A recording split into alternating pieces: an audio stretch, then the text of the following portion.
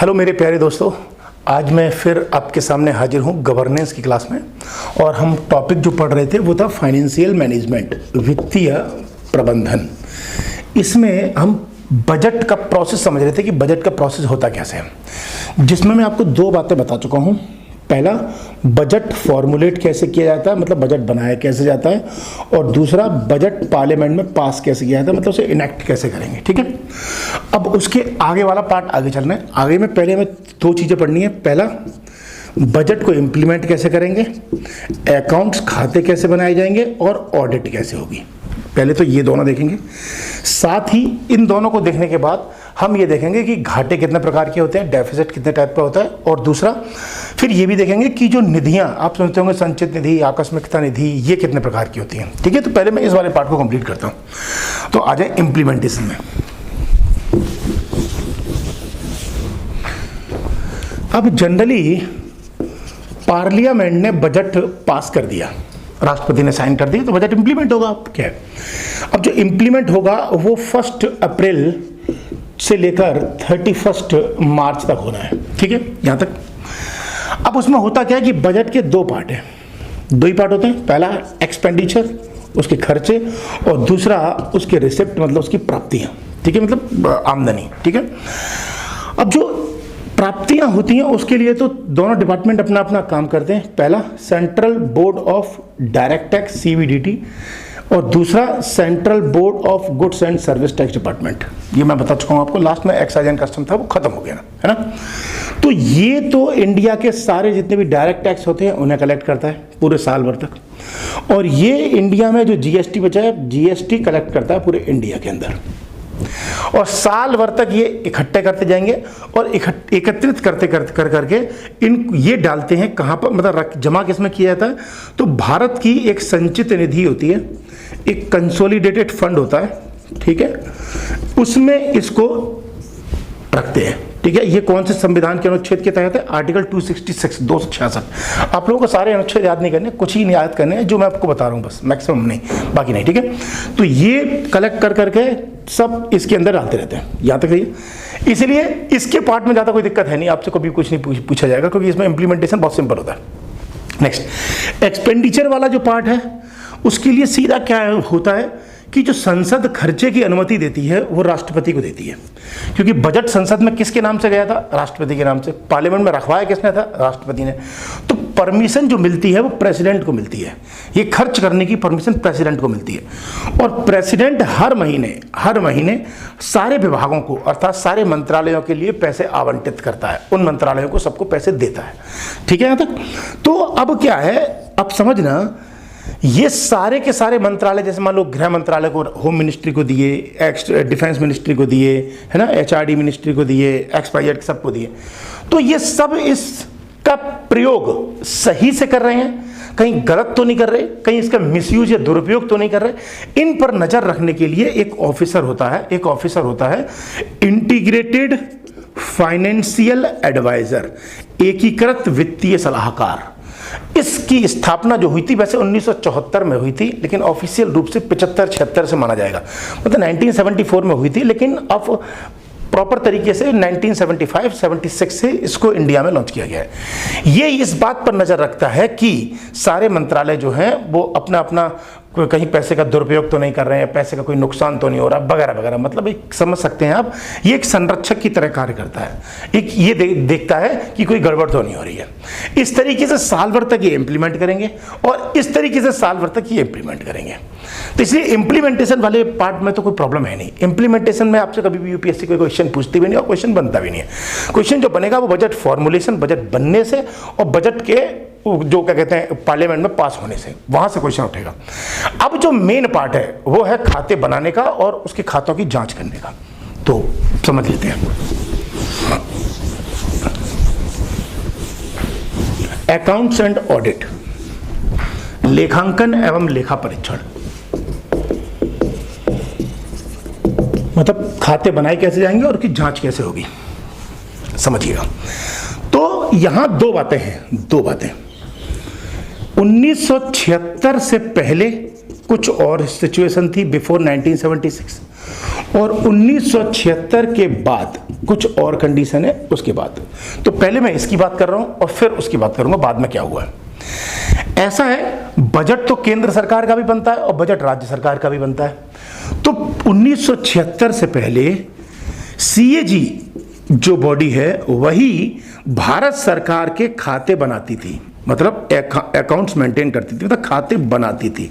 बनाने का मतलब है कि हाँ इसमें इतने पैसे खर्च हुए, इसमें इतना, मतलब खाते बनाना, खाते मेंटेन करना। 1976 से पहले सीएजी खाते बनाता था और 1976 से पहले सीएजी ही इसकी जांच करता था। समझ में आ रहा होगा, यही खाते बनाता था और यही खातों की जांच करता था।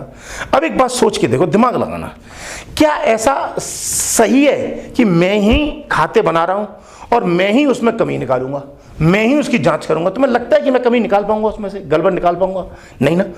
तो ये तो सिर्फ लीप अप होती हो गई भाई कि जिसने बनाए भाई उसकी जांच कर रहा है, इसका तो कोई कंक्लूजन निकले ही नहीं। इसी बात को ध्यान में रखते हुए इंदिरा गांधी की सरकार ने 1976 में एक संशोधन किया, एक चेंज किया। वो ये कि 1976 के बाद सीएजी खातों की जांच करेगा, केवल खाते बनाएगा नहीं। मतलब जो अकाउंट्स होते हैं वो काम सीएजी से हटा दिया, अब सीएजी नहीं बनाता, अब केवल सीएजी जांच करता है। अब आप कहेंगे कि बनाता कौन है फिर? तो बनाने का ऐसा है, जैसे होम मिनिस्ट्री के खाते हैं तो बनाएगा होम सेक्रेटरी, एग्रीकल्चर मिनिस्ट्री के खाते हैं तो एग्रीकल्चर सेक्रेटरी, डिफेंस मिनिस्ट्री के खाते हैं तो डिफेंस सेक्रेटरी। मतलब हर मंत्रालय अथवा हर विभाग का सचिव ही खाते बनाने के लिए जिम्मेदार होगा। उम्मीद करता हूं समझ में आ गया होगा। तो इसका मतलब अब क्या हुआ, 1976 के बाद अब सीएजी खाते बनाता नहीं है, अब सिर्फ और सिर्फ जांच करेगा। इसलिए होगा क्या, अब इसको समझते हैं ऐसे करके। हर विभाग अपने अपने खाते बनाएगा। मान लेते हैं डिफेंस मिनिस्ट्री के सेक्रेटरी ने डिफेंस के खाते बनाए, ये रहे, ठीक है। फिर एग्रीकल्चर मिनिस्ट्री ने एग्रीकल्चर के खाते बनाए, एग्रीकल्चर सेक्रेटरी ने, ये रहे। ऐसे करके सब विभागों के या सभी मंत्रालयों के सचिवों ने खाते बना के ये दे दिए राष्ट्रपति को, प्रेसिडेंट को, कि सर ये हमारे इस साल 1 अप्रैल से 31 मार्च तक के खाते हैं, जो खर्चा पानी हुआ है, जो रेवेन्यू आया है, वो सब डिटेल सर इसके अंदर है। तो राष्ट्रपति के पास ये खाते बन के पहुंच गए, और जो खाते बन के पहुंच गए तो राष्ट्रपति की जिम्मेदारी है कि अब वो खातों की जांच करवाए। अब जांच करने के लिए होगा क्या, वो ये है,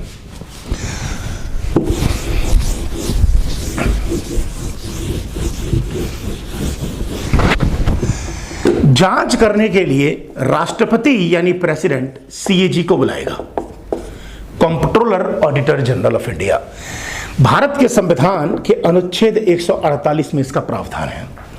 सीएजी आएगा, राष्ट्रपति ये सारे खाते दे देगा सीएजी को, कहेगा कि इन सब की ऑडिट करो, इन सब की चेकिंग करो, इन सब का मतलब पता लगाओ कि ये गड़बड़ तो नहीं हुई इसमें कुछ भी। तो सीएजी अब इनकी जांच करेगा और जांच करने के बाद राष्ट्रपति को 3 रिपोर्ट सबमिट करेगा, प्रेसिडेंट को 3 रिपोर्ट देगा। पहली report on appropriation account, Hindi में कहते हैं विनियोग खातों की रिपोर्ट। दूसरा report on finance account, Hindi में कहते हैं वित्त खातों की रिपोर्ट। तीसरा report on public enterprises, Hindi में कहते हैं सार्वजनिक उपक्रमों की रिपोर्ट।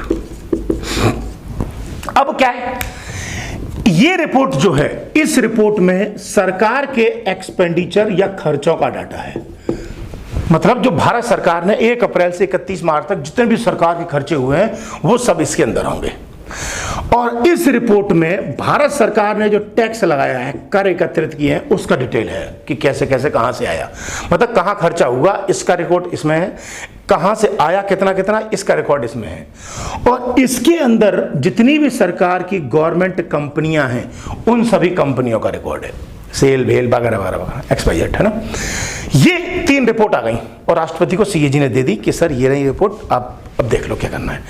तो भारत का संविधान कहता है कि सीएजी जो रिपोर्ट राष्ट्रपति को देगा, राष्ट्रपति उसे संसद में रखवाएगा, ठीक है। अब राष्ट्रपति ने इन तीनों को संसद में रखवा दिया, मतलब राष्ट्रपति ने इन तीनों को संसद में रखवा दिया। अब संसद की जिम्मेदारी है कि इसकी जांच करे, कि ये पता करे कि वास्तव में इसमें कोई गड़बड़ तो नहीं है। तो अब क्या होगा, पार्लियामेंट में 2 कमेटियां होती हैं और दोनों कमेटी सीएजी की इन रिपोर्ट की जांच करेंगी। इन 2 रिपोर्ट की जांच करने के लिए पार्लियामेंट की एक कमेटी होती है जिसे पब्लिक अकाउंट कमेटी कहते हैं, हिंदी में लोक लेखा समिति कहते हैं। ये कमेटी इन दोनों की जांच करती है। इस कमेटी की स्थापना कब हुई थी? 1921 में बनाई गई, 21 में। दूसरा, इसमें टोटल 22 सदस्य होते हैं, 15 लोकसभा से और 7 राज्यसभा से। नेक्स्ट, विपक्ष जो अपोजिशन होगी उसी का बंदा इसका हेड बनेगा। मतलब आज जैसे बीजेपी की गवर्नमेंट है तो बीजेपी का बंदा इसका अध्यक्ष नहीं बन सकता, इसका अध्यक्ष हमेशा अपोजिशन में से ही बनता है, विपक्ष में से बनता है। ये परंपरा बढ़ चुकी है, ठीक है। नेक्स्ट, और ये सीएजी की इन दोनों रिपोर्ट की जांच करती है। दूसरा पॉइंट, इसकी जांच करने के लिए एक दूसरी कमेटी होती है, committee on public enterprises, Hindi में सार्वजनिक उपक्रम समिति। ये समिति जो है 1964 में बनी थी। इसके लिए कृष्ण मेनन समिति ने सिफारिश की थी, मतलब कृष्ण मेनन कमेटी थी एक, उसने कहा था कि ये कमेटी बना दो, तब उसके कहने पर ये बनाई गई है, ठीक है। नेक्स्ट, 1964 में इसमें 22 मेंबर होते हैं, 15 लोकसभा से और 7 राज्यसभा से। नेक्स्ट, ये कमिटी 1964 में बता चुका हूं मैं आपको।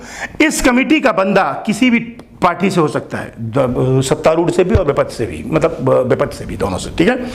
अर्थात ये कमिटी सीएजी की इस रिपोर्ट की जांच करेगी और ये कमिटी सीएजी की इन दोनों रिपोर्ट की जांच करेगी। चूंकि अब मान लो इसमें 22 सदस्य हैं, लोकसभा राज्यसभा दोनों के, और ये सभी सांसद हैं, और सांसद हैं अर्थात भारत के संविधान में मंत्रियों के लिए या सांसदों के लिए योग्यता तो होती नहीं है। ध्यान रखना, कोई मंत्री इनका मेंबर नहीं बनेगा कभी भी। जैसे राजनाथ सिंह, अमित शाह जी, वो इसके मेंबर नहीं बन सकते कभी भी, इसका मतलब मंत्री कभी सदस्य नहीं बनते। लेकिन अब सांसद इस रिपोर्ट की जांच करेंगे। एक बात ये तो कंफर्म है कि सांसदों के लिए कोई योग्यता तो नहीं है संविधान में, अर्थात सांसद पढ़ा लिखा हो भी सकता है और नहीं हो सकता।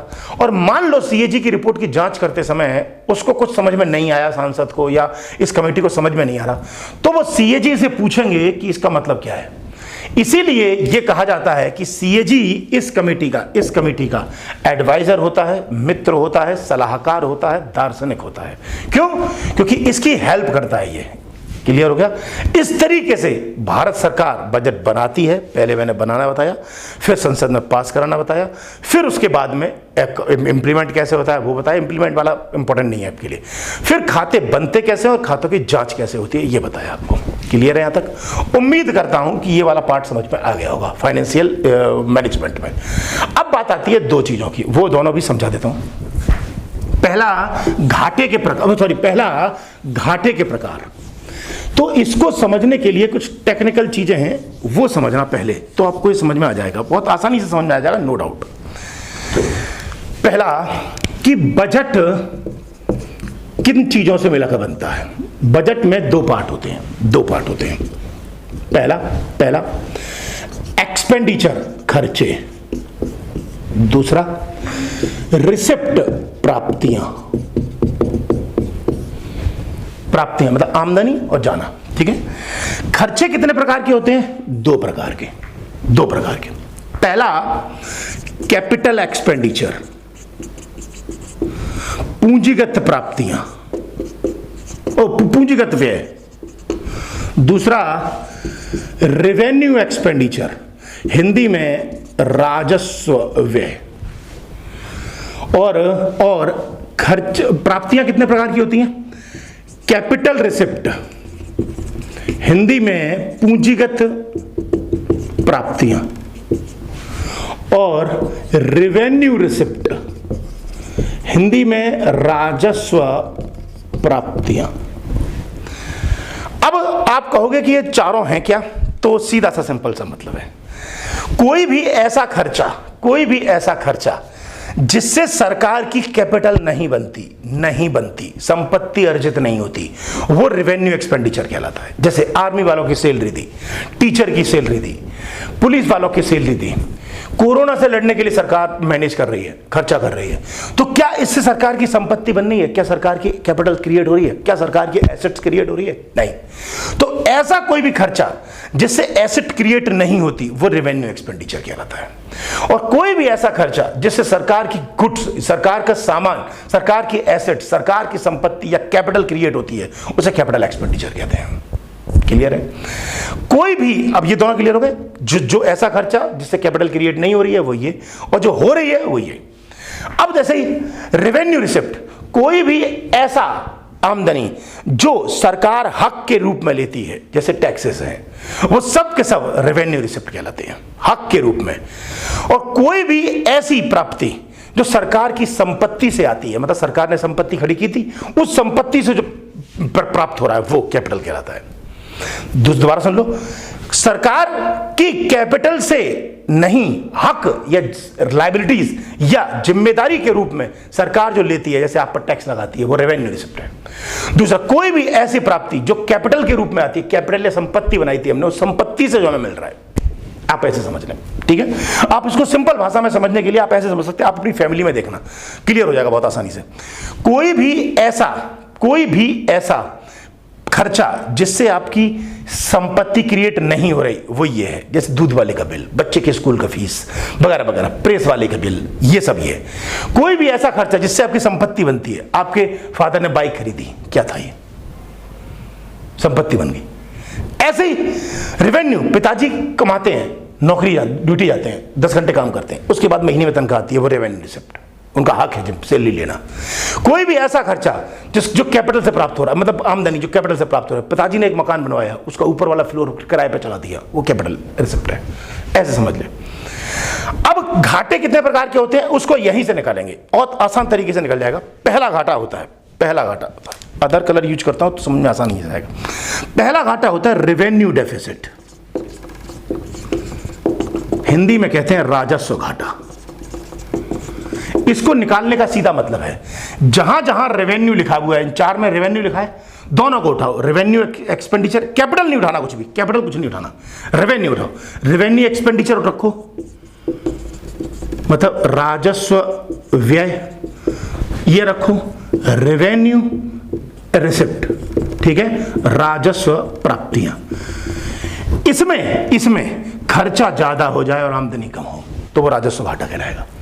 रेवेन्यू एक्सपेंडिचर ज्यादा हो जाए, रेवेन्यू रिसिप्ट कम हो जाए तो वो राजस्व घाटा कहलाएगा। पहला घाटा क्लियर हो गया। दूसरा मैं अदर कलर फिर यूज कर देता हूं, इससे फिर और आसानी रहेगी। बजट डेफिसिट, बजट घाटा, इसको निकालने का सीधा फंडा है। दोनों खर्चे, मतलब ऑल एक्सपेंडिचर में ये दोनों आ गए, और ऑल रिसिप्ट ये दोनों आ गए। मतलब राजस्व घाटे में सिर्फ और सिर्फ ये वाला हिस्सा शामिल था। बजट घाटे में चूंकि पूरा बजट है तो बजट वाले में ये दोनों शामिल है और ये दोनों, ये ज्यादा हो जाए ये कम पड़ जाए, तो निकला है घाटे। अब ऊपर वाला हिस्सा मिटा देता हूं, आसानी से होगी समझने में। अगला होता है फिस्कल डेफिसिट, राजकोषीय घाटा।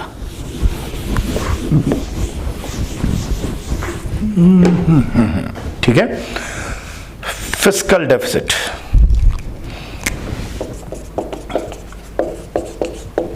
हिंदी में कहते हैं राजकोषीय घाटा। इसको निकालने के लिए आपको पहले ये निकालना पड़ेगा, बजट घाटा। तो फिस्कल डेफिसिट निकालने के लिए पहले बजट घाटा निकालाया, रख लो बजट डेफिसिट, मतलब ये वाला घाटा निकाल लिया, ये निकालाया। अब इसमें जोड़ो। सरकार ने कोई लोन ले रखा है, उधार ले रखा है बाजार में, डेट, सारे ऋण जोड़ दो इसके अंदर, वो भी इसके घाटे में शामिल होंगे। दूसरा, अदर अदर लायबिलिटी, अन्य देयताएं। अन्य देयताएं मतलब सरकार को कुछ और देना है किसी का। हो सकता है सुप्रीम कोर्ट में किसी का केस चल रहा हो, सुप्रीम कोर्ट ने बोला कि 5 करोड़ रुपए मुआवजे की सरकार देगी, तो वो भी देना पड़ेगा सरकार को। तो ऐसी कोई भी लायबिलिटीज जो सरकार की जिम्मेदारी है देने की, वो सब जोड़ दो। ये राजकोषीय घाटा कहलाता है। मतलब राजकोषीय घाटा मतलब पूरे खजाने के ऊपर जितना घाटा है भैया, ऋण भी तो घाटे में आएगा। दूसरा, इसके बाद अगला, ये ध्यान रखना, पहले सबसे छोटा ये है, उससे बड़ा ये है और उससे बड़ा ये है। अगला फिर प्राइमरी डेफिसिट, इसको बोलते हैं प्राथमिक घाटा। और हाँ, ये जो घाटा है ना, ये वाला इंडिया में सुखमय चक्रवर्ती कमेटी की रिकमेंडेशन पर आया था। भारत में पहले ये था नहीं, सुखमय चक्रवर्ती कमेटी ने रिकमेंड किया था, तब ये आया था इंडिया में। ठीक है, प्राथमिक घाटा। प्राथमिक घाटा निकालने के लिए पहले आपको ये निकालना पड़ेगा, फिस्कल डेफिसिट। रख लो निकाल के, ये रखा है राजकोषीय घाटा। और राजकोषीय घाटे में से आप इंटरेस्ट, ब्याज माइनस कर दो। अरे सरकार ने ऋण लिया था, उसमें सरकार ब्याज भी तो दे रही होगी, ब्याज भी तो दे रही होगी, तो ब्याज माइनस कर दो इसमें से बस। क्यों? अरे प्राइमरी अमाउंट निकालने के लिए ब्याज तो हटानी पड़ेगी ना आपको। उदाहरण के लिए मैंने किसी बंदे से 500 रुपये उधार लिए, ऐसे समझो 500 रुपये उधार लिए, मुझे उसको 550 रुपये देने हैं। तो मैं टोटल, मुझसे पूछेगा कोई कि मेरे को कितना देना है, तो मैं क्या बोलूंगा 550, मतलब टोटल कितना है 550। मुझसे बोलो कि प्राइमरी अमाउंट कितना है, तो मैं क्या बोलूंगा 500 ही तो बोलूंगा, ब्याज तो नहीं जोड़ूंगा ना उसमें। तो हमेशा प्राइमरी अमाउंट में ब्याज नहीं जोड़ी जाती। अतः घाटे 4 प्रकार के होते हैं, जो ये हैं। चले आगे। अब बात आती है निधि, संचित निधि वगैरह क्या है वो, तो वो भी समझा देता हूं। अच्छा, भारत के संविधान के अकॉर्डिंग फंड जो है संवैधानिक रूप से 3 टाइप के हैं, 3 टाइप के। पहला अनुच्छेद 266 में, दूसरा अनुच्छेद 266 में और तीसरा अनुच्छेद 267 में। इसका नाम है कंसोलिडेटेड फंड, हिंदी में कहते हैं संचित निधि, और इसका नाम है पब्लिक अकाउंट फंड, हिंदी में कहते हैं लोक लेखा निधि, और इसका नाम है आकस्मिकता निधि, हिंदी में कहते हैं कंटिंजेंसी फंड। अब समझें कि तीनों में कौन कौन से पैसे डाले जाते हैं। तो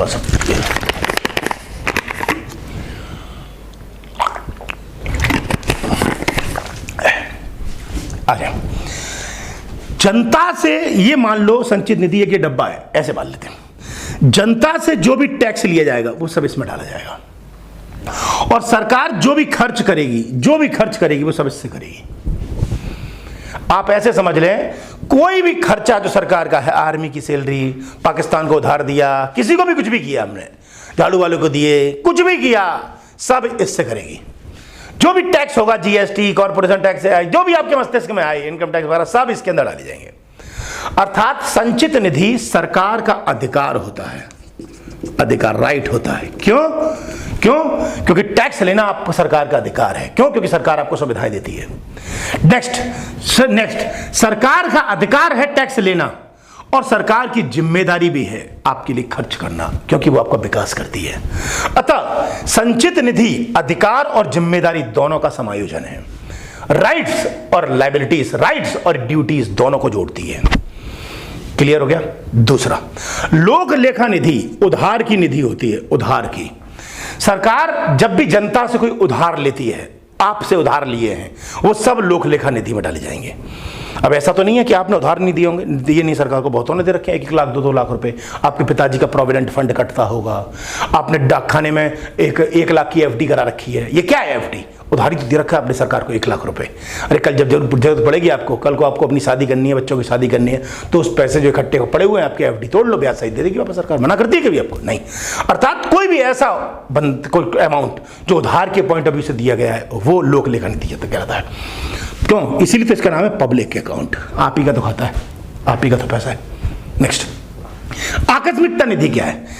आकस्मिकता निधि, मान लेते हैं एक एग्जांपल में कि संचित निधि में 5 लाख रुपए पड़े हैं, सरकार सारा काम इसी से करेगी, लेकिन सरकार हर साल क्या करती है, इसमें से 5-10%, मान लो 100 रुपये ही, 100 रुपये 1 अप्रैल को ही, महीने की पहली तारीख में ही इसमें डाल देती है 100 रुपये, और कहती है कि इसे हम कभी भी यूज नहीं करेंगे, इसका इस्तेमाल नहीं करेंगे, सब इसी में से करेंगे, कभी भी इमरजेंसी आएगी, कभी भी कोई प्रॉब्लम आएगी तो इसका इस्तेमाल किया जाएगा। अर्थात आकस्मिकता निधि सरकार के द्वारा इमरजेंसी से निपटने का एक तरीका है।